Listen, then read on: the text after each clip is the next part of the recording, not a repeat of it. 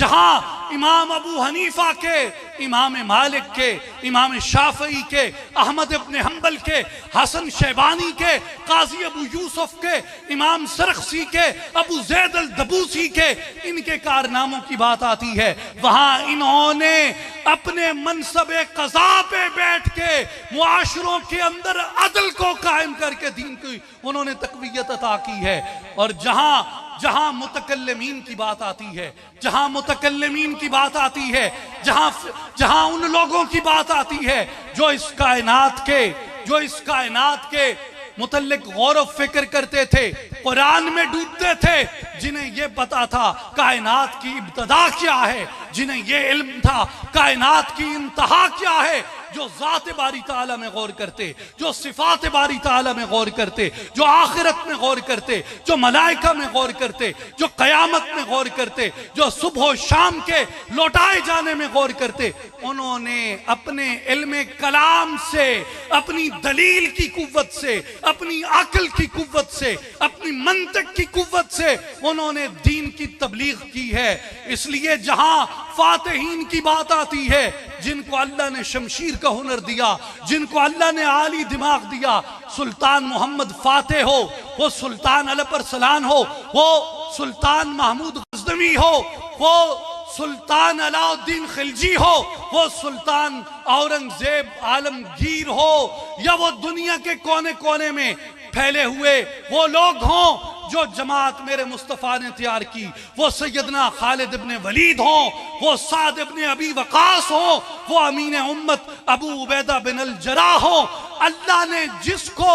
جو ہنر عطا کیا، ہر ایک نے اپنے اپنے ہنر سے، اپنی اپنی ذمہ داری کے مطابق انہوں نے اپنی ذمہ داریوں کو ادا کیا ہے۔ اس لیے جب آپ اس کلیت میں دیکھتے ہیں تو دین کی حقانیت کو، اس پیغام ہدایت کو اور دین کے غلبے کو صرف فاتحین نے نہیں پھیلایا، صرف صوفیوں نے نہیں پھیلایا، صرف متکلمین نے نہیں پھیلایا، صرف فقہاء نے نہیں پھیلایا، صرف مفسرین نے نہیں پھیلایا، صرف محدثین نے نہیں پھیلایا، صرف واعظوں اور خطیبوں نے اور مساجد کے ائمہ نے اور خوبصورت قرات کرنے والے قاریوں نے نہیں پھیلایا۔ میں یہ بات بھول گیا آپ سے کہنی کہ کثیر تعداد ایسے مسلمانوں کی بھی ہے جو اسلام سے تعلق نہ رکھتے تھے، مگر منبر پہ دیکھا،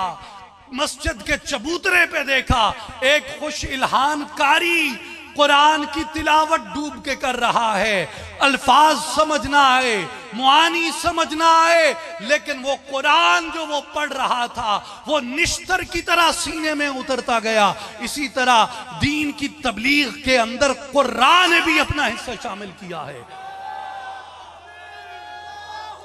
تو صرف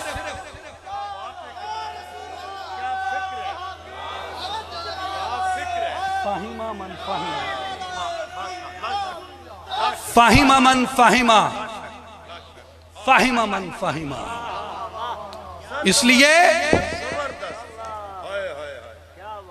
اس لیے دین کی حفاظت کوئی ایک نہیں کرتا کہ صرف محدثین نے کی تو کلامی مسائل کدھر گئے، صرف فقہاء نے کی تو تفسیری نکات کدھر گئے، صرف بادشاہوں نے کی تو اولیاء کدھر گئے، صرف اولیاء نے کی تو قراء کدھر گئے، صرف خطاطوں نے کی تو معمار کدھر گئے،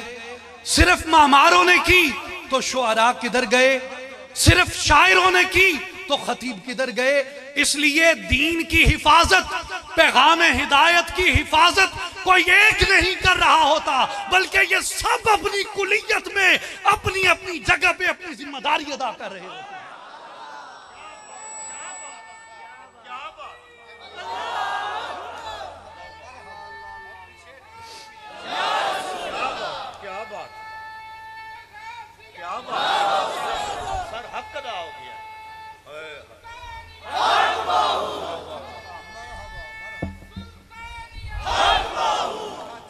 اس لیے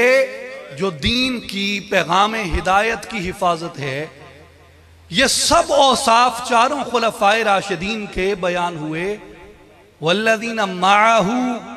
اشداء علی الکفار رحماء بینہم تراہم رکعا سجدا یبتغون فضلا من اللہ ورضوانا. یہ چاروں اوصاف ان تمام طبقات میں بیان کر دیے گئے. گویا معلوم ہو گیا والذین معہو پہ میں ایک نقطہ عرض کر دوں. والذین معہو پہ نقطہ یہ ہے کہ جب سیدنا صدیق اکبر رضی اللہ تعالی عنہ آپ اداس ہوئے رسول اللہ صلی اللہ علیہ وسلم کی حفاظت کی خاطر، جب پریشانی آئی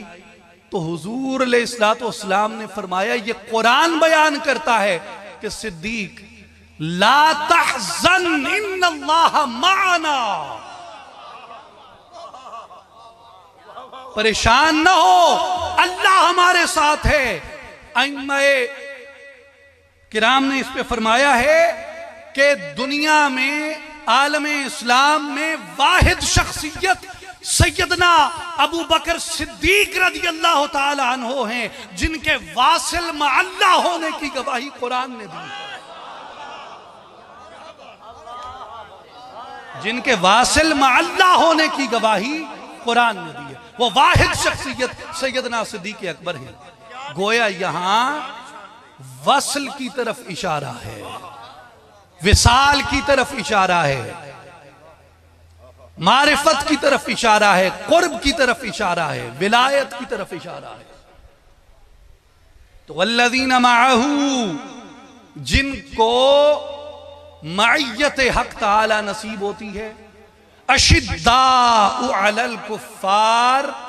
اور جنہیں اپنی طاقت سے، اپنی عدالت کی طاقت سے، اپنی فاتحانہ دماغ کی اعلیٰ صلاحیت کی قوت سے رحماء بینہم، محبتیں پھیلانے والے، محبتیں پھیلانے والے، نرم گوئی سے بات کرنے والے، رحم سے بات کرنے والے، بات بات پہ موتی بکھیرنے والے، سخن سخن پہ پھول بکھیرنے والے، لفظ لفظ گلاب کی پتیاں بکھیرنے والے،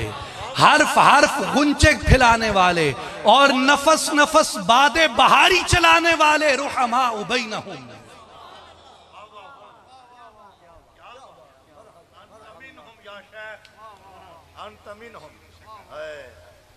رحماء بینہم تراہم رکعا سجدا یبتغون فضلا من اللہ ورضوانا، جن کی زندگیوں کا مقصد صرف اللہ کی رضا رہ جاتا ہے، اور وہ اس کی رضا کی تلاش میں بکثرت سر بسجود رہتے ہیں، رکوع میں رہتے ہیں، نمازوں میں رہتے ہیں، ذکر میں رہتے ہیں، تسبیح میں مشغول رہتے ہیں. تو یہ سب صفات اللہ نے خلفائے راشدین کو عطا کی، اور آگے جنہوں نے جو پھیلایا ہے وہ انہی لوگوں نے مل کے دین کی اس کلیت کو ایک گلدستے کی مانند اس سے خوشبو پھوٹی ہے. ایک چمن ہوتا ہے، ایک چمن ہوتا ہے، آپ جب اس چمن میں جاتے ہیں تو ایک طرف گلاب کی کیاری ہوتی ہے، ایک طرف چنبیلی کی کیاری ہوتی ہے، ایک طرف بنفشہ کی کیاری ہوتی ہے، ایک طرف نرگس کی کیاری ہوتی ہے، ایک طرف موتیے کی کیاری ہوتی ہے. تو جب آپ اس کی پگڈنڈیوں سے گزر رہے ہوتے ہیں، کہیں جب باد نسیم چلتی ہے تو گلاب کا جھونکا بھی آتا ہے، موتیے کا جھونکا بھی آتا ہے، بنفشہ کا جھونکا بھی آتا ہے، نرگس کا جھونکا بھی آتا ہے، اور چنبیلی کا جھونکا بھی آتا ہے. اور جب چنبیلی کا جھونکا آتا ہے تو سلطان العارفین رحمت اللہ علیہ فرماتے ہیں الف اللہ چنبے دی بوٹی میرے من وچ مرشد لائی ہوں، نفی اسبات پانی ملیا ہر رگے ہر جائی ہوں، اندر بوٹی مشک مچایا جہاں پھلڑتے آئی ہوں، جیوے مرشد کامل باہو جیں بوٹی لائی ہوں. تو چنبیلی کی خوشبو بھی آتی ہے. خوشبو وہ ہے جو اندر سے طلوع ہوتی ہے، خوشبو وہ ہے جو اندر سے طلوع ہوتی ہے، جو اندر سے نمودار ہوتی ہے، جو اندر سے پیدا ہوتی ہے، جو اندر سے باہر آتی ہے، جو اندر سے اپنا جوش باہر کی طرف نکالتی ہے. مجھے میرا یہ پیر بھائی ہے ناصر امین، اس لیے کہ ہم دونوں ویسے تو اپنے اپنے سلاسل میں بھی نسبت رکھتے ہیں، ہم ایک نسبت سلسلہ اقبالیہ میں بھی رکھتے ہیں۔ تو علامہ اقبال فرماتے ہیں کہ ایک جگہ ندی بہ رہی ہے، کسی نے کہا ندی کو دیکھ، میں نے کہا یہ ناخوب ہے، ندی کو نہ دیکھ۔ اس نے کہا پھر کدھر دیکھوں؟ میں نے کہا فوارے کو دیکھ۔ کہتے ہیں اس کی وجہ، تو علامہ اقبال فرماتے ہیں کہ میں نے اسے جواب دیا کہ یہ آب جو کی روانی، یہ ندی کا چلنا، آب جو ندی کو کہتے ہیں، یہ آب جو کی روانی، یہ ہم کناری یہ خاک، تیری نگاہ میں ناخوب ہے یہ نظارہ، ادھر نہ دیکھ ادھر دیکھ اے جوان عزیز، کہ زور اندروں سے پھوٹتا ہے فوارہ۔ فوارے کو دیکھ، یہ اپنے اندر کی قوت سے باہر آتا ہے۔ یہ ندی میں اور فوارے میں فرق ہے۔ تو طاقت وہ ہے جو اندر سے باہر نکلے، یعنی جس میں جینوننس ہو، جس میں اوریجنیلٹی ہو، جس کے اندر اصلیت برقرار ہو، جس کے اندر اصلیت برقرار ہو، جس کے اندر اصل خوشبو موجود ہو۔ اور جب آپ وہاں باغ میں جاتے ہیں، پنگ ڈڈی پہ چلتے ہیں، تو آپ کو چمن کا حسن تمام خوشبوؤں کے اجتماع سے ملتا ہے، تمام خوشبوؤں کے اجتماع سے ملتا ہے۔ جس طرح بدوں کا اجتماع ہوتا ہے، ایسے رنگوں کا بھی اجتماع ہوتا ہے۔ جیسے بندوں کا اجتماع ہوتا ہے، ایسے خوشبوؤں کا بھی اجتماع ہوتا ہے۔ خوشبوئیں مجتمع ہو جاتی ہیں، رنگ مجتمع ہو جاتے ہیں۔ اور اس لیے جب صحابہ کی جماعت بیٹھی ہوتی، جب خلفائے راشدین میرے مصطفیٰ کے ارد گرد بیٹھے ہوتے، ساری خوشبوئیں جمع ہو جاتی ہیں۔ جلال کی خوشبوئیں، جمال کی خوشبوئیں، کمال کی خوشبوئیں، حسن کی خوشبوئیں، عدالت کی خوشبوئیں، تلوار کی خوشبوئیں، تبلیغ کی خوشبوئیں، اخلاق کی خوشبوئیں، محبت کی خوشبوئیں، رحمت کی خوشبوئیں، فقہ کی خوشبوئیں، تفکر و تدبر کی خوشبوئیں، اور حسان کے سحر اور منقبت کی خوشبو، یہ ساری خوشبو حضور کے ارد گرد جمع ہو جاتی ہے۔ اور جو دین پھیلا ہے، جو دین پھیلا ہے، یہ سب خوشبوؤں کے پھیلنے سے پھیلا ہے، یہ سب رنگوں کے پھیلنے سے یہ دین کے رنگ فلک پہ ابھرے۔ اس لیے دین جو ہے یہ یکسوئی کی بات تو کرتا ہے، یہ یکسوئی کی بات کرتا ہے، لیکن یکسوئی میں یہ کہتا ہے کہ یکسو اس طرح ہو جاؤ کہ تمام خوشبوئیں مجتمع ہو جائیں، کوئی خوشبو دوسری خوشبو کے برابر میں چلنے پہ معترض نہ ہو، کوئی خوشبو دوسری خوشبو کے برابر میں چلنے پہ معترض نہ ہو۔ اب عثمان کو جمال عطا کیا، عمر کو جلال عطا کیا، عمر معترض نہیں ہے کہ میں جمال کے ساتھ نہیں چلتا، عثمان معترض نہیں ہے کہ میں جلال کے ساتھ نہیں چلتا۔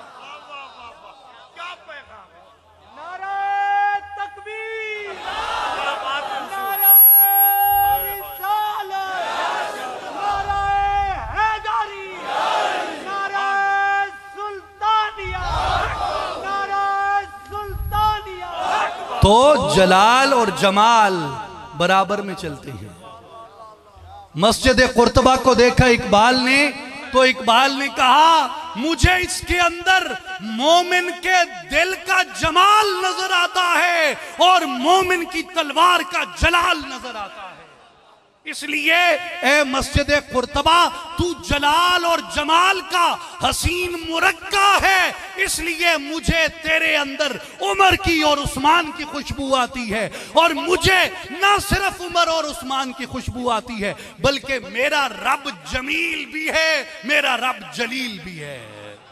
میرا رب جلیل بھی ہے، میرا رب جمیل بھی ہے۔ اس لیے کہا تیرا جلال و جمال مرد خدا کی دلیل، تو بھی جلیل و جمیل، وہ بھی جلیل و جمیل۔